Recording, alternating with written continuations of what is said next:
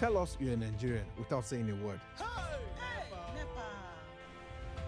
Energy security is one of the most pressing issues for many developing countries like Nigeria. And if there's going to be any meaningful progress, addressing our energy issues is non-negotiable. I need to see light for my house. Make them do something. Band A is expensive. I literally have to turn off all my appliances just to reduce costs. We need light. Introducing the Energy Outlook, your go-to show for everything energy. Every week, we'll bring you the latest insights, innovation, and in-depth analysis of Nigeria's energy sector. From policy discussions to regulatory insights, we will analyze the key decisions influencing growth and sustainability in the energy sector. We'll bring you the human stories behind the headlines, giving you a personal perspective on the broader energy challenges. Join me every Friday at 6 p.m. for the Energy Outlook, your guide to the future of energy, where energy means business.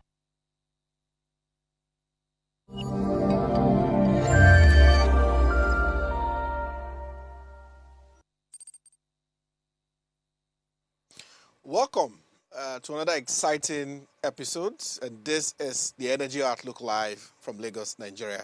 And my name is Wisdom Chap Jumbo. Tonight, we'll be discussing another very important topic, this time of national importance, as we look at how we are rethinking Nigeria's natural resources with a focus on the energy sector, of course, but looking broadly, how are we leveraging the natural resources we have in Nigeria? What have we really done with it? Nigeria sits on a vast natural resources, nearly 37 billion barrels of proven oil reserves and 200 trillion cubic feet of natural gas. Yet, Nigerians don't have electricity. Yet, we have power outages. Yet, we have people who don't even have access to energy. What are we doing with our natural resources? Oil and gas currently drives over 90% of government revenue. This is where the money is. But we have potential for other natural resources like solar with abundant sunlight, abundant gas reserves. But what are we doing with this? What are we doing with our natural resources? It's what we want to discuss today, how well we're making good use of it. What are the policies that are driving this, and where are we still getting it wrong as a people? That we have this much abundance of resources, but yet our country isn't thriving as much. Very soon, all of these resources we have, I'm not sure if we are still going to have any use of them. As many people have said, that even the major countries are moving to other things like technology and all that is, using the monies they've gotten from, or the investment and revenues from oil and gas, to invest in other areas of their economy. So they're diversifying. But what is Nigeria really doing with all of this? Is what we want to discuss today, as globally energy leaders like Norway, Saudi Arabia are charting new paths. Norway has used its oil wealth to create a sovereign wealth fund exceeding $1 trillion, securing prosperity beyond fossil fuels, oil and gas, and the rest of you. Saudi Arabia, of course, which we know, is aggressively diversifying through renewables as a part of Vision 2030. What is Nigeria doing? Where are we heading, really? How are we rethinking what we're doing? Our economy still depends heavily on oil and gas. Is it a good thing? Is it what we should be doing now? For Nigeria, doing this and diversifying our economy and maximizing things like gas for industrial growth and expanding renewables to ensure sustainability and reliable power for all should be the focus. There are so many plans, so many policies, but what are we doing to bring all of it together? Well, we'll discuss a few of this as we discuss some of these issues to focus more on the energy sector. But before we delve into that, as always, we would like to bring you what's in the news. And after that, we'll get into our conversation. Because here at the Energy Outlook, we'd like to put you up to speed on what is happening within the energy sector, especially in Nigeria, so you're fully aware. So let's get into it, and we'll come back to our topic in a short while. What's in the news? What's trending in the sector? So Earlier this week, Dangote Refinery welcomed many visitors, including the president, as President Bola Ahmed Tinubu was at the Dangote Refinery here in Lagos. And the president said, that Dangote Refinery is a massive investment. This was his first time to visit the refinery. So President Bola Tinubu has described the Dangote Refinery as a massive investment and a point of reference. The president made this statement on Thursday when he visited the refinery in Lagos. In a statement at the State House, Tinubu thanked Dangote for the initiative, describing it as a great point of reference. The president, during the visit, also commissioned the access road to the Lekki Deep Sea Port and applauded Dangote and other contractors for a quality work. He also expressed happiness for initiating the Deep Sea Port when he was the governor of the state. Okay, so that was the president's first visit to the Dangote refinery. Dangote has saved Nigeria quite a lot, especially in reducing the cost of fuel. So we think this visit was indeed very important. Presidency moves to settle 2 trillion naira power debts. This was in the Punch newspaper early this week, as the presidency has begun internal approval process to resolve the 2 trillion legacy debt owed to electricity generation companies before the end of the coming quarter, as part of effort to stabilize the Nigerian power sector. The special advisor to the president on energy disclosed this on Monday at the second Nigerian electricity supply industry stakeholders meeting of 2025, hosted by NEC. At this meeting, the president recognized the urgency of addressing the debt overhang, which had strained GENCOs and impeded electricity supply nationwide. So, 2 trillion naira debt. This is a lot, and we hope that clearing this debt will give way, to open quite a lot for the power sector, as these debts are really a lot. The DISCOs are losing money every day, and the GENCOs also complain a lot as gas supply is still a big issue. So we hope this debt will be cleared so we can get a clear pathway in the power sector. Our next news is cooking gas prices soar. 12.5 kilo hits 21,000 naira. This was reported in the Sun newspaper earlier this week, as the cost of cooking gas continues to climb sharply across Nigeria, with the average retail price for refilling a 5 kg cylinder of liquefied petroleum gas (LPG) rising by 7.69% month on month, from 7,322 naira in March 2025 to 7,885 naira in April. This is according to the report by the National Bureau of Statistics (NBC) titled "Liquefied Petroleum Gas Cooking Gas Prices Watch," released on Monday this week. So, cooking gas price goes up. I keep track of how I buy gas. For me, as I use cooking gas also, and I keep track of how I buy it. And I'm not sure about the report of this report, honestly, but slightly the prices have not gone up so much on my own end. But I won't use mine to judge. What is the price of cooking gas in your area? If you're watching us watching on YouTube, I want to share a comment. How much did you buy or refill your gas recently? When last did you do that, and how much was it? It's good to get a spread of how much people. I think the last one I refilled was around my 12.5 kg. Was around 15,000, around that price. I'm not sure what is it in your own side, but I would love you to share really, so we can follow some of these conversations. All right. So quickly, the next one, petrol. This is on our petrol prices. 6 depots slash prices as competition heightens in downstream sector. Yes, 6 depots slash prices as competition heightens in downstream sector. This was on the Vanguard newspaper. 6 depot owners have reduced the prices of petrol, premium motor spirits, PMS, also known as petroleum or petrol as a competition, also known as petrol as a competition heightens in the downstream sector in Nigeria petroleum industry. The depot owners, which slashed their prices yesterday, as of the time of this report, included, a few of the names: Enabdeb, First Royal, Menji, Aiko, Pinnacle, and Haida. So all of these stations have reduced their prices. So we're looking at the price of 827 per liter, from 903 per liter.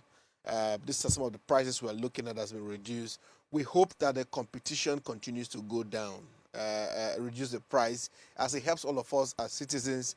If we arrive at the cost of petrol at 500 naira at some point, glory be to God, as all of us we did benefit from that. So, but there's a competition happening there with all of those downstream companies, and it seems like really a tough one for all of them. But it's good for us. That's the most important thing. If the prices of petroleum motor spirits, which is the petrol we buy, continues to go down, is good for us. How much do you buy petrol these days? If you also want to share that in our YouTube channel, tell us how much do you buy petrol. I'm going to read your comments if you share them. How much do you buy petrol? Most recently, how much was it? So, okay. Our next story: EU unveils £10.4 million solar project in Nigeria. This was on the Punch newspaper. The European Union has announced a £10.4 million pounds investment in Nigeria Solar for Health project, an initiative aimed at powering 100 primary healthcare centers across the country with reliable and sustainable solar energy solutions. So I think this is 10.4 million euros of investment in the solar space in Nigeria. Speaking at a workshop for the project developers in Abuja Tuesday, the head of the section Digital and Green Economy of the EU said the initiative underscores the EU's commitment to enhancing Nigeria's healthcare system through sustainable energy access. This is good for the sector. I'm aware of this project. That's the Nigeria Solar for Health project, and I'm happy to see that there's more funding going into it by the EU. And it's good that, and I know for sure, the Commissioner for Energies across the states are very involved, in this project. Across 36 states are very involved in this project. Solar for Health, for our healthcare system. I don't know when last you visited a primary healthcare center, and you will be sad at the situation of power in some of our primary healthcare centers. So, project like this, funded by the EU, helps a lot, to bring the solution. Of course, using solar, which is reliable, because there's constant sun and Nigeria gets it in abundance. So why don't we use it? So we really must commend the EU for such initiative. Our next story is: solar dominates Africa's energy investment, but millions remain in the dark. And this story is off Tech Cabal. If you want to read it, it's across other newspaper platforms also. Africa stands at a pivotal moment in its energy future. The continent is experiencing an unprecedented surge of renewable energy investment, rising from $2.6 billion in 2021 to an estimated $40 billion in 2024.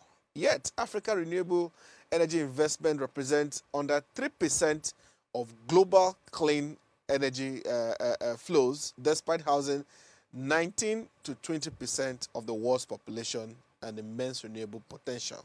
You can read up the details of this story on Tech Cabal, but it was really important, to spotlight this, to look at the kind of investment coming into our energy space. But yet, we don't see that the solution is coming. Nearly 600 million Africans don't have access, to energy. And I know the governments are working in the next 5 years. They want to pull 300 million out of that 600 million. But it's just a little bit disturbing that with all the investment that we see coming to the sector, especially for renewable energy investment, there seems to be no substantial, progress we're seeing So where are all the monies going? Catch that report on Techabala and be able to get more details into that. All right.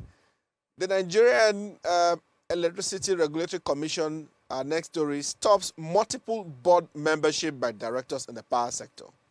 NEC says directors cannot serve on more than 2 companies' board in the electricity industry. This is a new one coming by NEC.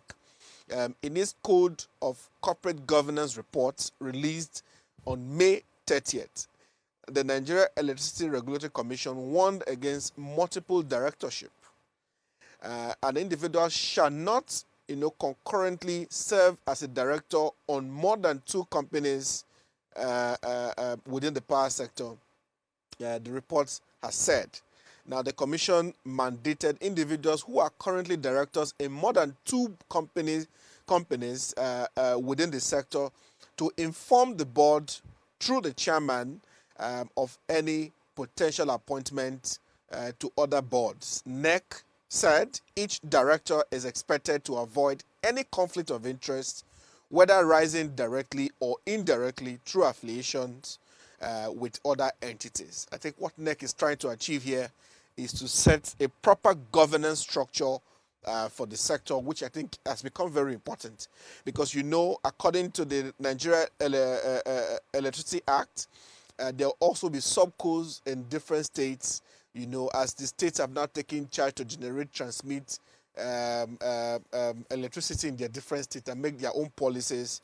So at the state level, there will be subcos who will be, managing for the discos, and it's good that we don't create multiple, board membership. But so what NEC is doing here is setting the proper corporate governance structure and giving directive, to how the sector will run. I think this is a welcome development, and we'll be following this story also. All right. Finally, federal government to deploy 7 million smart meters across Nigeria to end estimated billing. Oh, finally, this is happening. The federal government of Nigeria has announced plans to deploy 7 million smart electricity meters across the country through the Presidential Metering Initiative as part of efforts to eliminate estimated billing and revenue leakages in the power sector. Finally, this is coming. This was disclosed by the special advisor to the president, Mrs. Olu, on energy, who, during an interview with News Agency of Nigeria on Sunday in Abuja, in commemoration of the 2nd year of the present administration, had made this disclosure. She said that the rollout of smart meters is key, or is a key component to the present administration strategy to improve commercial viability and electricity value chain, particularly gas to power segment. So, well, what I hear from all of this is estimated billing is going to end. That one is another big palaver for the sector, and we're happy that something is being done to checkmate that. Okay, those are what is in the news for us this evening. What has been happening throughout this week. We'll try as much. There's so much happening, but we can only bring you a few of the top stories within the sector. So we'll get back to our conversation. We'll go on this short break, and when we come back, our conversation will start on how do we rethink Nigeria's natural resources efforts, especially within the energy sector. We'll go on this short break. Stay with us. We'll be right back.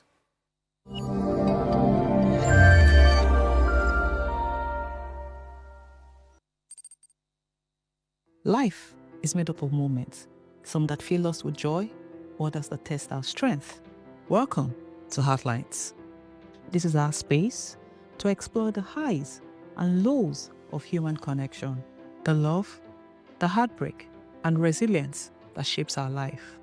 From relationships to friendships, parenting to partnerships, and so much more. Every week, we share stories and conversations that define us, navigating love, separations, the struggles of parenting, dealing with anxiety and managing the pressures and stress of life. Real conversations that bring us closer, helping us heal, grow, and connect.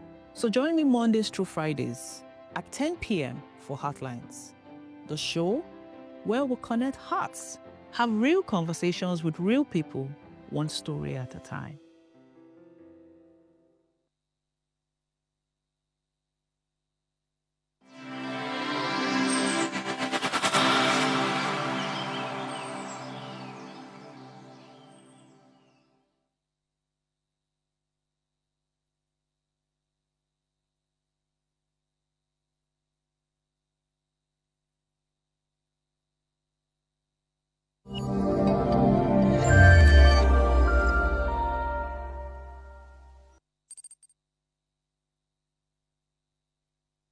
All right, welcome back. This is the Energy Outlook Live.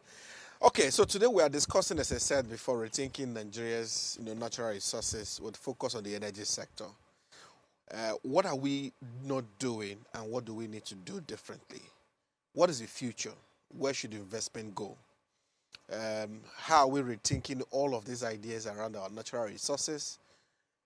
Okay, my guest is here, and he'll be telling us much more. He's Archibald Troko is head marketing and strategy for Core International. Archie, welcome to the program. Hi, how's it going? Oh, all is good. All is good. Thank you for finding time to join us. Of So, course. I mean, you can hear from the news a lot is happening within the energy space. And today our focus will be on, of course, what are we doing rethinking our natural resources? So, my first question to you is, what we say rethinking in your view, and rethinking Nigeria's energy resources, what does it really mean? If you look at it, maybe that's what is giving the confusion to many people. So when we say rethinking, in your view, what, especially as we prepare for the just energy transition, the transition is happening, and many people are talking about it, but it seems like we've not gotten a grasp so well about when we say transition and how we are rethinking our natural resources, because we have it in abundance. And I like to say, many have said, should we be talking energy transition or energy security? So for you, rethinking our natural resources and focus on the energy sector, what does it really mean for you? Hi. Yeah, thank you. That's a great question. I think, and one of the things that we do at Core International is we try and look at it holistically, right? So I think the issue is oftentimes we look at energy in in certain sources. So like whether it's oil and gas or renewables or whatever else. I think we need to start looking at it from a holistic point of view, so an overall, um, vista, I should say. So I think it means shifting the focus as well, from just simply extracting our resources to then strategically using them here at home. And by home, I mean like on the continent as well. So like working with our other neighbors in Africa as well. I think it's about leveraging things like, the vast oil that we have and the gas and minerals. And then, as you mentioned before, the solar potential we saw that you announced earlier in this in the segment that the EU has invested into, the solar industry within Nigeria. Okay, and I think a lot of this will then drive the inclusive growth, right? So, which will then push on to industrialization and then innovation so we can come up with new ideas and new technologies. And we need to do this, especially, I think, as the world moves towards, cleaner energy, right? I'm paraphrasing here, but I think our outgoing president of African Development Bank, Dr. Adesina, said we've had a megawatt of talking, and I think now it's a megawatt of action, right? And I think that leads to, crucially, the just transition for us, right? It has to be realistic as well. So we still need the hydrocarbons to power the development of the different sectors. And I think a lot of people don't tend to realize is that they're the only real sector that has the money, right, to fund the change. But we can walk and chewing them at the same time. So, we can sort of still use the hydrocarbons and stuff like that, but we can still rapidly scale up the renewable sources of energy and minerals, especially within the mining sector as well, for domestic use. And I think for me, in terms of rethinking natural resources, is putting it at the heart of it is the community, is the people, right? One of the things, working in sort of marketing and strategy about this, it's how do we tell the story? Like, what are these things for? It's not just, okay, oil is not, no one wants oil for the sake of wanting oil. It's what can you do with it, right? It funds our communities, it funds our education, it funds food, it funds everything about us. So natural resources is at the heart of everything that we do. Mm. So, but remember that it's the human aspect first. And, how do we put ourselves in the center of that in terms of any decisions that we make? Yeah, yeah. I mean, I like how you frame that ending, and of course I agree with the outgoing president of the African Development Bank. I think we've done a megawatt of talking. Yeah, we From like, different conferences, different events, summits. It seems like what Africa does the most is talk, and we don't always see the action. But it brings me to my next question. I mean, at Core International, you are the center of promoting quite a lot of this conversation also. mm, Planning the event, creating them, and I know that the Africa Energy Investment Summit, or Africa Investment Summit, yes, is at the core of what you do, which is the AFNIS, yeah. and quite of other events. So my question to you now is, this summit and other ones that you're planning, how do we avoid the megawatts of talking? If we want to, of course, go to that direction of rethinking what we do with our natural resources, how do we avoid that megawatts of talking? I think that's my question to you. If I say that right, that's the African Natural Resources and Energy Investment Summit. So I wanted to get that Mm. right. Okay, Yeah, yeah. no, yeah, go for it. Yeah, I think for me, the big issue is, yeah, okay, everyone has all these different ideas, and we like to talk and, identify what these problems are, but it stays the same, right? Mm-hmm. So we are still massively reliant on fossil fuels, right? And we have made a lot of progress, but we're also the most affected by climate change, right? Nigeria, like, many other African nations, we're energy poor, but yet we are rich in resources. And those resources can generate affordable power. Africa is the richest continent, which is it's such a bizarre statement to me when you think about it, but we have 30% of the world's remaining natural resources. I'm based in South Africa at the moment, and we've had, rolling blackouts for several years. Yet it's one of the richest countries on earth. Now, I think how do we avoid, this issue of just talking? I think we're running out of time, right? We're seeing the effects of climate change and, things like famines and, extreme weather patterns. I feel like right now we have to, make sure that we're making, concrete decisions and implementing a lot of this stuff. When I think about AFNIS, and one of the things that we try to ensure at these conferences is accountability, right? Okay. So what we do is we ensure it's like, okay, if we're going to make a proclamation, if we're going to make a decision, something has to be done, and a year later we'll give you, you know, the report card. Let's say we're done talking now, and yeah, we're very much echoing what Dr. Adesina said of we don't have much time left and we need to start acting right now. All right. So again, back to just thinking around talking and events, and it draws my mind to local content and policies.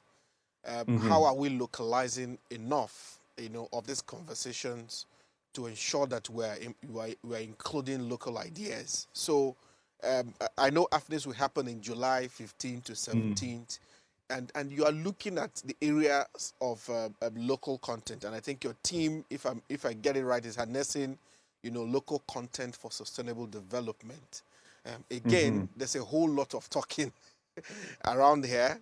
So my question now to you is, um, over years doing the AFNIS now, what kind of Mm. investment appetite do you see?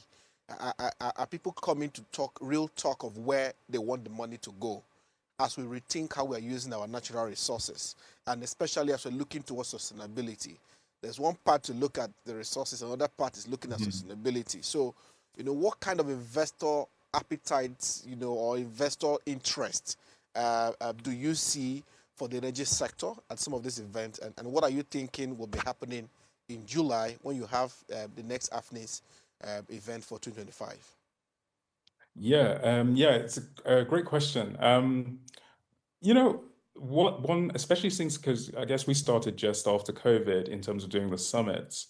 And one of the trends that we've seen is, I guess, two big ones we can point to. The main one is there's been a massive, global demand for Africa's critical minerals, right? We see these deals like the one that the DRC has signed with the US. And we're also seeing a growing interest in Nigeria's renewable energy, sector as well. So we're thinking one of the things that we're hearing from investors and the people on our side is that they need projects that are going to have, solid commercial returns, right? They need to make money, but also the clear regulatory framework. They need that the government is like, okay, we're putting these things into place, we're making it easier for you to use business, but you still have to work with our people. And that's one of the big things that we are promoting, right? So I guess one of the things that we're looking to see is we're getting more partnerships. There's a lot more international interest in this event. One of the things that we did leading up to this was we signed an agreement with the delegation of German industry, right? So you mentioned the EU, their investment into the renewable sector here. We know that that is part of a larger framework of them investing billions. We know Germany by itself has committed to, investing, 4 billion euros into natural and green economy within Africa by 2030. We also know that the Nigeria India Business Council, they're going to be in attendance as well. So there is a lot of eyes looking at Nigeria's sort of emerging, natural resources sector and the diversification of it. It's not, I know obviously it's heavily dominated by oil and gas, but we are seeing, a lot of interest for, renewable energy products and projects. And most importantly, the mining sector is growing and becoming an amazing, uh, the destination, it seems at this point. So we are, optimistic. And we're seeing again local and within the mining sector as well, we're seeing Nigerian companies lead the way on that. So we're excited as to what's to come, and hence the reason why we do continue to promote local content. Yeah, let's talk about the mining sector a little bit. When we talk of natural resources, of course, the mining sector comes to mind. But I think the conversations are a bit, low in that area. What are the potentials within the mining space, when we are looking at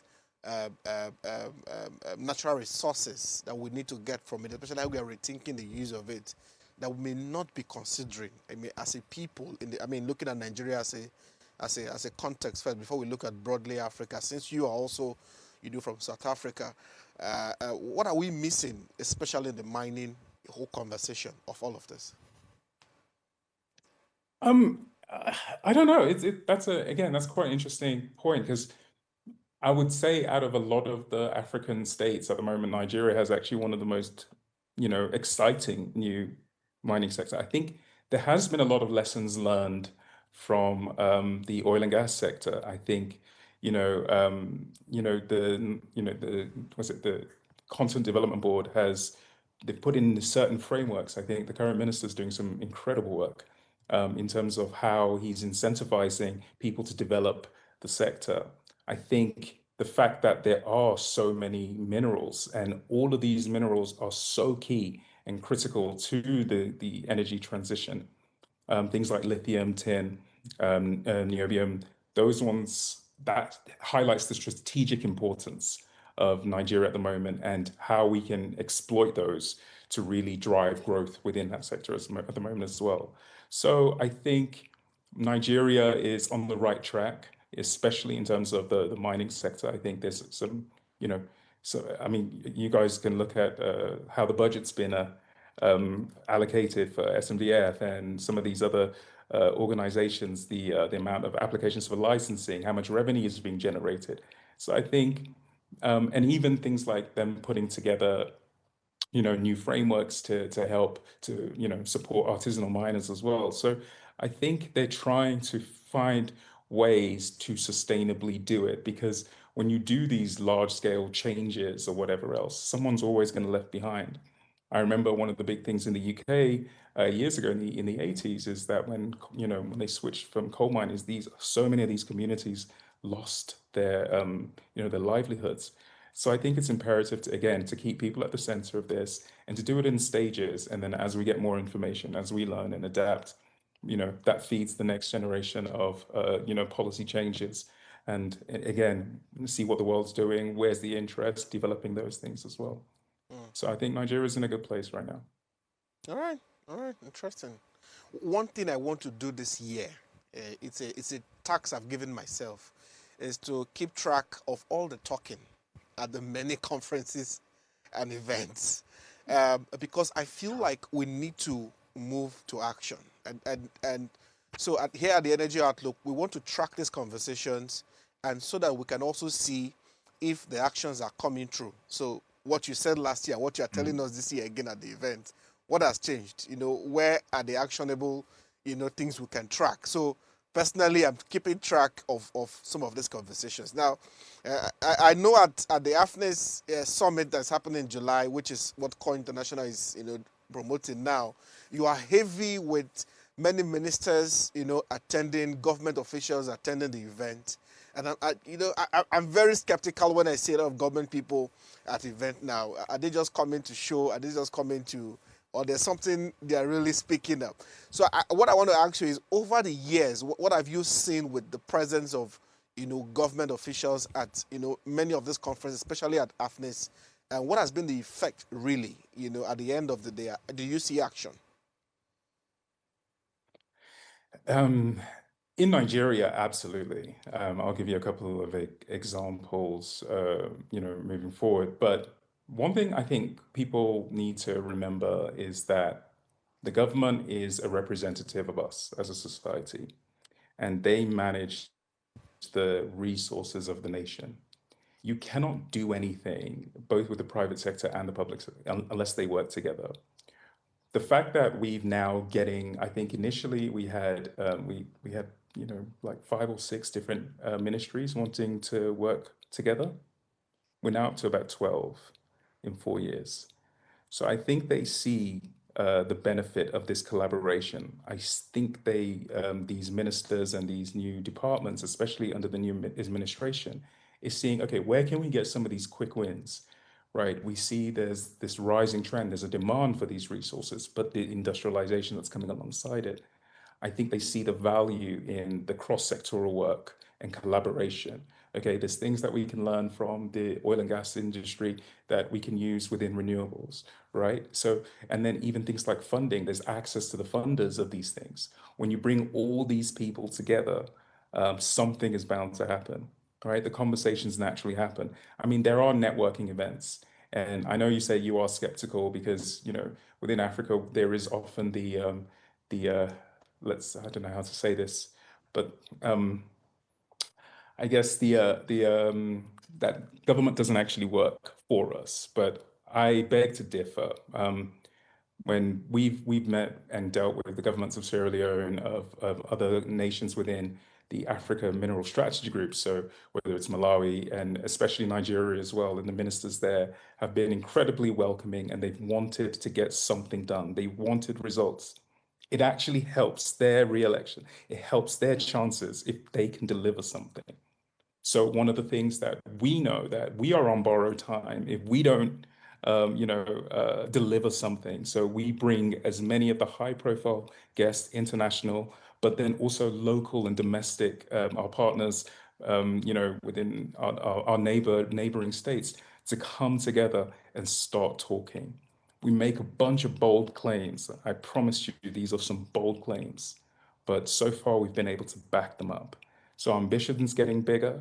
We're trying to improve and make everything as and we've been, very privileged to be, this to be held at the President Aso Rock, so the State House Conference Center now. So that also, the prestige of the venue sort of brings a lot of interest, let's just say, from the international audience and our sort of regional partners. So, we are keen to deliver big things. We've got a huge, probably the busiest summit we've ever had, but not necessarily in terms of speakers, but events and consequential things, announcements, workshops. So how to move these things forward, bilateral meetings. It feels like more of like like you get a business trip to make deals happen rather than a forum just to talk. Interesting. Okay.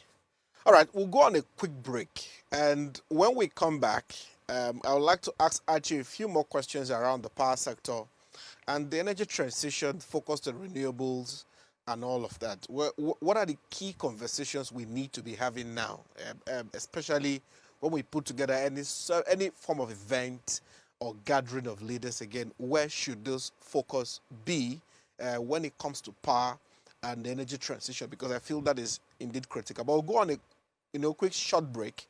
And when we come back, we'll get into the conversation. Please stay with us. We'll be right back.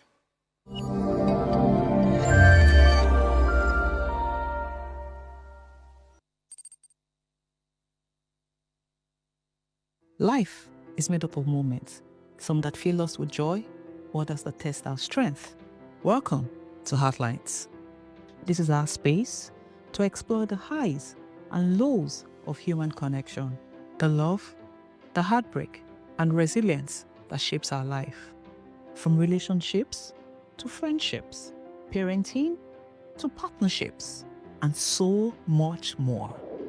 Every week, we share stories and conversations that define us, navigating love, separations, the struggles of parenting, dealing with anxiety and managing the pressures and stress of life.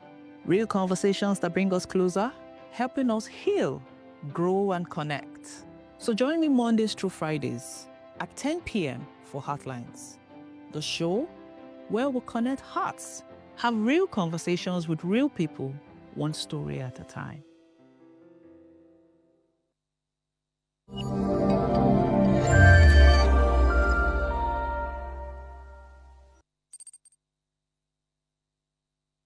Welcome back, and this is the Energy Outlook Live.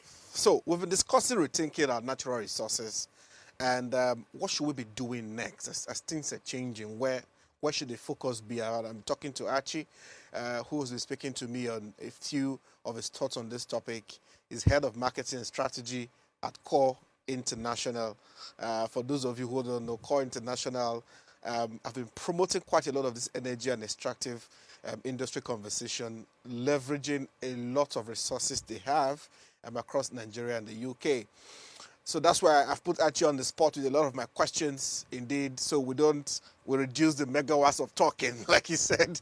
I like to put that. That's just a perfect way to look at what we are discussing today. So, but actually, I want to now come back to you again now on the issue of power and renewable energy and energy transition.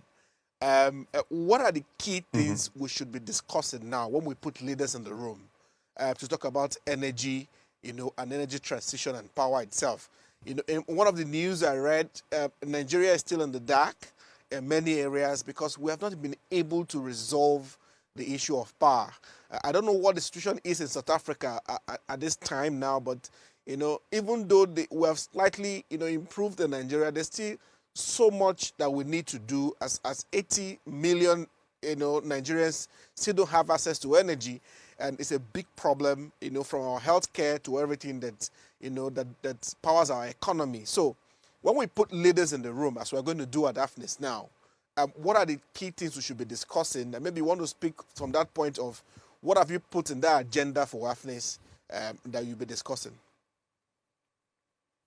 Yeah, thank you. Again, yes, a great question. I think one of the big things is infrastructure, if I'm honest with you. I think we have uh, a lot the infrastructure of a lot of our nations haven't been maintained, or they haven't had enough revenue coming in for whatever else, and people being able to pay for these things to maintain them to the standard. So there needs, especially when you're thinking about transitioning from one type of energy to another one, you need to have the infrastructure in place. Now, for us, I think there's two big things that Nigeria can, like, I guess, focus on. I mean, within AFNIS, we kind of look at the whole of the continent. Obviously, there's a big focus on Nigeria. And so, if I was to localize it, I would say one of the big ones is things like accelerating gas industrialization, right? So, how can we develop a good framework that can directly link upstream gas supply to things like domestic manufacturing and industry, right? So, when you think about creating perhaps a special industrial zone, right, that can refine things like the heavy commodities that we need. And then we could use that, and then it's not just exporting it, but we can actually use that to help with our partners in, say, for example, in Guinea, right? And because they have a lot of bauxite, which we need for things like aluminium production. So I think one of those things is looking at, different types of frameworks and ways we can use that. And then I think, things like, I guess probably the next best one for us is, establishing a sovereign offtake guarantee. So, creating a government-backed mechanism to purchase, power from early stage renewable projects. So that sort of takes, it looks at both sides. It's bringing up the renewable sector, and it's sort of addressing some of the latent, resources that we're not really exploiting yet. One of the big guys who have done really well with this is Zambia. So they have this offtake agreement now, and it's been incredibly effective in generating finance and attracting you know big investors into that. And that basically meant they create these companies coming in who were a bit, worried, or, they weren't quite, it was a bit risky in investing in this sector. They now have a bankable buyer, right? So they know if we develop this product or this sector, the government's going to buy it, and then it gives you another energy source to power these homes and help, the people come out the dark, I guess. Okay. On the agenda, which I want to, we talked about infrastructure. So in picking that point on infrastructure, when we talk infrastructure, you need to look at financing. There needs to be Yeah. big financing or investment to drive infrastructure if we indeed need to achieve it. You can see that first already in the power sector, we are owing so much that in Nigeria now that the government is looking how can they offset 2 trillion naira debt, in the power sector. And if you look at other areas where grid isn't even functioning in the first place, it's because of infrastructure investment. So mobilizing this, financing for infrastructure is, again, at the heart of the conversations you're going to have at the event. And I want to just speak on what are the, if you would just in 1 minute or two tell us, what are the things you're looking to expect in this kind of conversation on mobilizing finance for infrastructure like you've mentioned before? What should we be looking at really? Okay, so I guess it kind of, the whole of AFNIS this year is focusing on harnessing local content. And by extension, that does mean looking at the infrastructure. How can this work? And how we've structured it, how we've done it is in the way to do these bankable projects, deals, right? So bringing financing into this project here, this project there, you know. So even the way how we set it up, so many deals in corporate world are done on the golf course. So we're doing a golf day, and then talking about and then showing, going to a lithium facility that's that we are working alongside one of our partners on. So there's going to be a site visit. Then there's, in terms of some of these other organizations who are working with us, some new technologies that we're bringing out to help raise capital and raise, and attract funding, for these infrastructure developments. So the conversation, I think we've got sort of the way how everything is structured is we have a day specifically. So like the opening day is on strategic policy and partnerships. And so we're going to have our visiting ministers, we're going to have international finance corporations, everybody talking about how can we, tweak things to and actually, create almost a mini deal room here, and move forward and, start these conversations going to invest in these areas, right? And then we've got the technical summit afterwards. So what does that look like, right? In terms of the details of that, how do we achieve these things?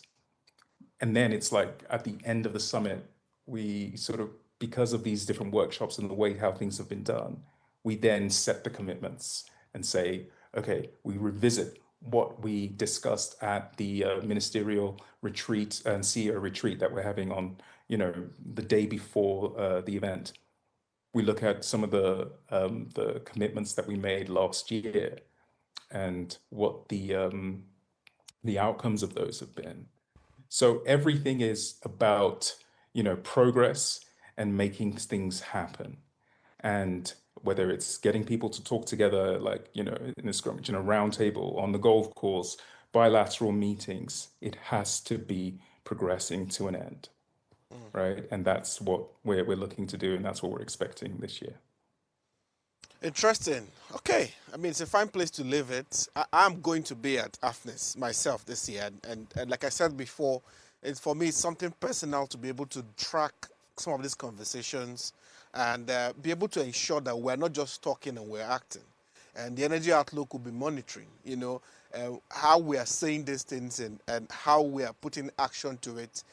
For me, it's a personal task this year. I'm going to be doing it. And I'll be attending quite a few of the events to engage with leaders to say, look, you're talking, but we're not seeing the action, and we'd like to follow, that process to see when will it be done. Sometimes when the media is on them, they're able to, take it upon themselves to act. So, yes, so the afternoons at the State House Conference Center at Sorok Villa, 15th to 17th of July. I will be there, and let's see how we are able to really rethink some of this conversation, be able to engage our leaders. And I must thank, Core International, of course, and the entire team for planning all of that. But all the best. The energy sector itself has so much work that is yet undone, and I hope soon we'll get to that. But actually, thank you for the time, for sharing your thoughts on some of Thank this, you. very big issue. It's not every day you see a marketing person talking energy. But you've done so well. It shows your depth in the conversations, which I think I must commend you. Thank you. I appreciate that. All right. That's a fine place to leave it. And as always, before I go, I would like to spotlight a few things and just to let us know that these conversations are indeed very important. And my quote, just to leave you with this, is Nigeria can transform its massive natural resources into an engine of sustainable growth, infrastructure development, and improve living standard for its citizens. This is a quote by Olisa Abakuba, a senior advocate of Nigeria and former president of the Nigerian Bar Association. This just, encapsulates all we have been saying. We can do so much with our natural resources if we can indeed rethink how best we can use it. But because of time, this is a fine place to leave it for this week. We'll continue next week, same station, same time.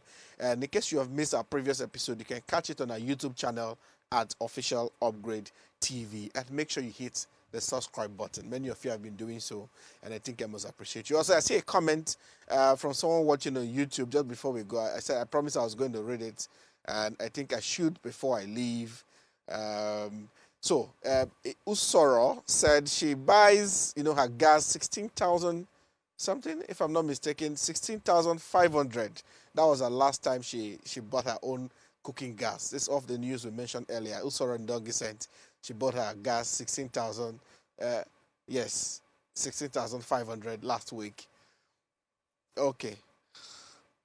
Okay, 1,650 per kg rather. I'm trying to read it correctly. Okay, but it's a fine place to leave it. Until next week, same station, same time. Hit the subscribe button on YouTube, Official Upgrade TV, and watch all our episodes. I'll be back again. Do have a lovely weekend.